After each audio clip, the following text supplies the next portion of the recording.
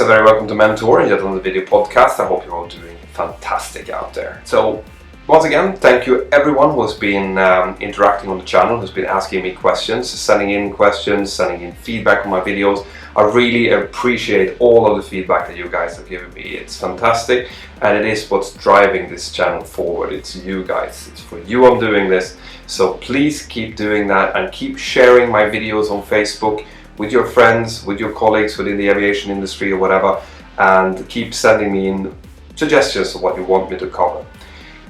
So I sent out a question on Facebook about a week ago about what you guys want me to cover, and there was a lot of good suggestions. A few of the things I've put onto my list of things that I'm going to do podcasts about, and the first thing that I want to cover today is what the pilots do when we get up on cruise and we have a long flight to keep ourselves from getting bored.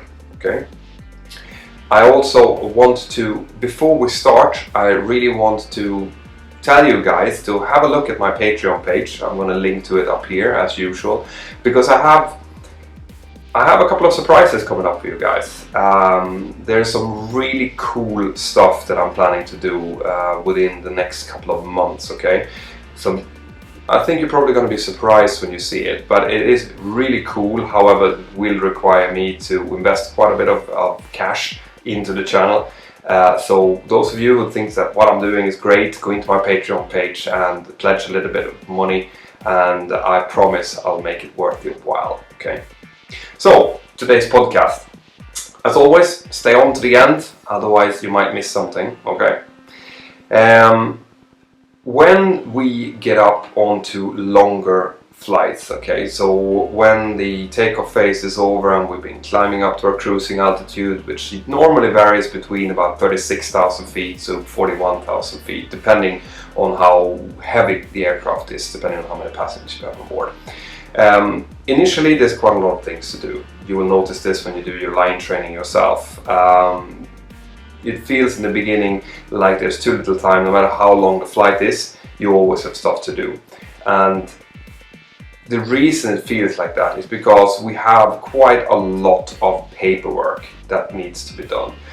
I am hoping to do a separate podcast about the specific paperwork we're doing during our en route, but I can tell you that essentially, as soon as we get up to our top of climb, the pilot monitoring is going to take our flight plan up, and they're going to start filling in our off-block time when the aircraft starts moving, our takeoff time, and then they will start calculating from our takeoff time how many minutes it is between each waypoint, how much fuel we should have been burning at that waypoint, and then we'll start to compare. From the top of climb point, where we reached our top of climb, we will calculate what fuel we had there, make sure that that fuel is exactly the same, or not exactly the same, but close to what we're expecting. And if it's less, then we'll have to discuss why that might be. It might be because we have been spending a lot of time doing intermediate levels off during the climb, or we might have received radar vectors that we didn't expect, and things like that. But anyway, we do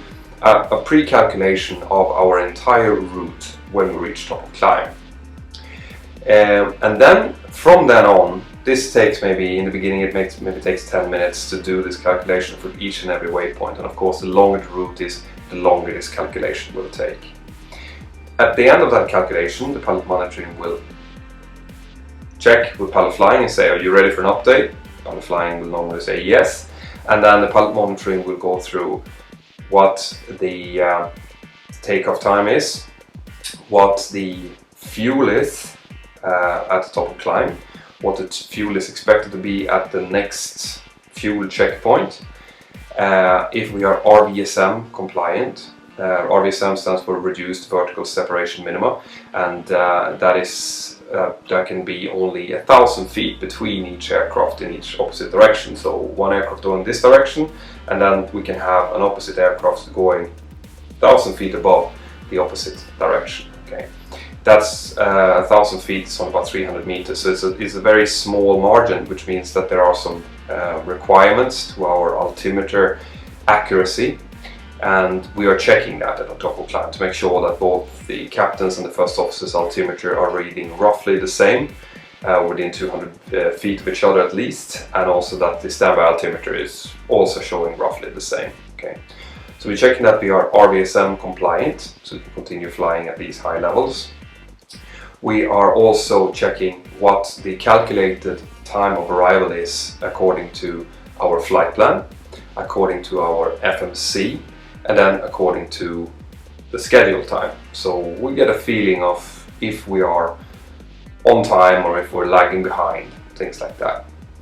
Then the pilot monitoring, it will be the pilot monitoring's job to keep the flight plan up to date. So every frequency change we get en route is going to have to be written down.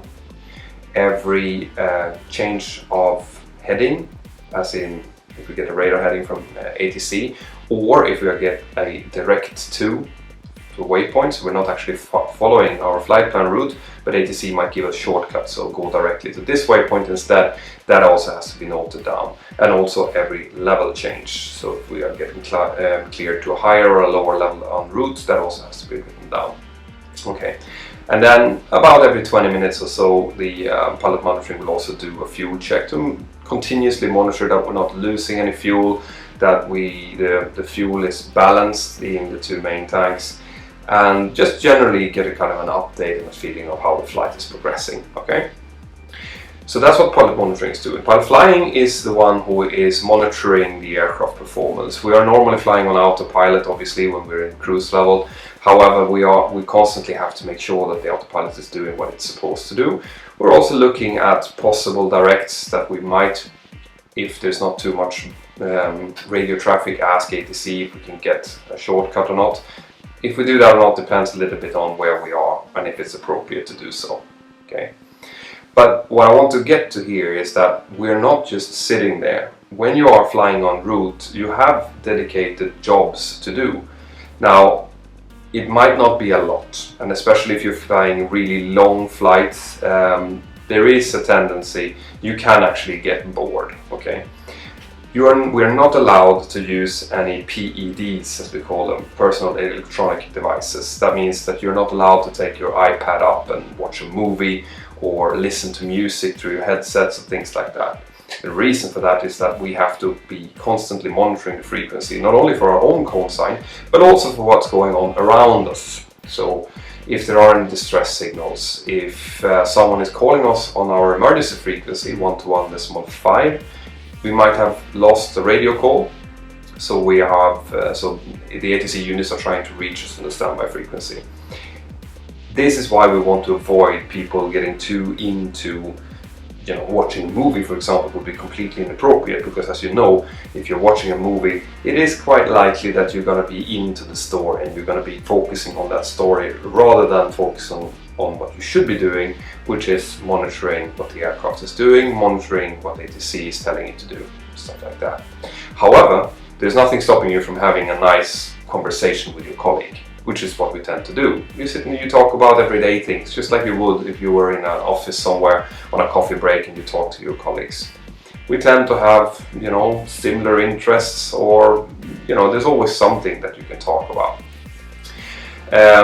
Sometimes it has been known to happen that someone takes up a newspaper and reads the newspaper, okay, which is kind of okay in my book, right? The reason is that newspapers tend to only have short stories, short reports on things, so you don't really get into a newspaper the way that you would with a book, for example. Reading a book is something that I strongly discourage you from doing when you're flying. The reason is exactly the same as watching a movie. You will get into the book and really concentrate on what's happening in the book, and it's likely that you are going to miss something. So book would be inappropriate, and newspaper would be, I would say, semi-appropriate. Conversation with your colleague, as long as you avoid a couple of things, okay? We say that you should try to avoid discussing politics or religion in the flight deck, and the reason for that is that the discussions can become heated. And you don't want that. You don't want to get into a conversation which becomes really heated and you have differences of opinion for the same reason as you don't want to read a book and watch a movie. You will miss things around you. Have a normal conversation. Avoid sensitive subjects, something that can upset the other crew member for obvious CRM reasons. Okay. So we're walking along, you know, about 100 to 150 nautical miles prior to our top of descent, we would generally start to prepare for the approach by trying to get the weather for the destination. The pilot flying would hand over the controls and the radio, hand over the controls to the pilot monitoring. So the pilot monitoring now has both radio and controls. So the pilot flying can concentrate on setting up the FMC, setting up the course selectors, the nav aids, everything that's needed, and prepare for the approach briefing. Okay, so once he or she is done doing that, they would generally start with doing the approach briefing, which I will do much better. There is already a podcast available about approach briefings, so you can have a look at it now, but I'm going to do a rerun on that later on. The approach briefing normally takes, you know, around 10 minutes to do, where we cover pretty much everything that we need to cover in order to do a safe and controlled approach into our destination. And then it's time to start a descent. So yes, there can be times where you can feel that your arousal level is dropping a bit, you can get a bit bored. When that happens, I would suggest that you start doing some routine tasks, which include checking the paperwork again, maybe taking some en route weather, something like that that just keeps you occupied. But refrain from getting into watching movies, reading books, things like that. Because what you really don't want to avoid is you being so far into something that you're missing a couple of radio calls, and the next thing you know, there will be a fighter jet outside wanting to intercept you because air traffic control has not been able to reach you. Okay, that's what you really want to avoid. So I hope that explains a little bit about what we're doing when we're en route. It is a job. It is not supposed to be fun and games, watching movies, playing video games. It is a really important job, and you should be taking it seriously, even if you feel that you're getting bored. Okay. So guys, as always, I hope you've enjoyed this podcast. There will be more of them coming soon. For now, I want you just to sit back, relax, watch a few of my other videos, share this one on Facebook and on Twitter if you think it's any good. And as I said, have a look at my Patreon page if you have time, because I promise you, I'll make it worth your while. Have a great day, and I'll see you next time.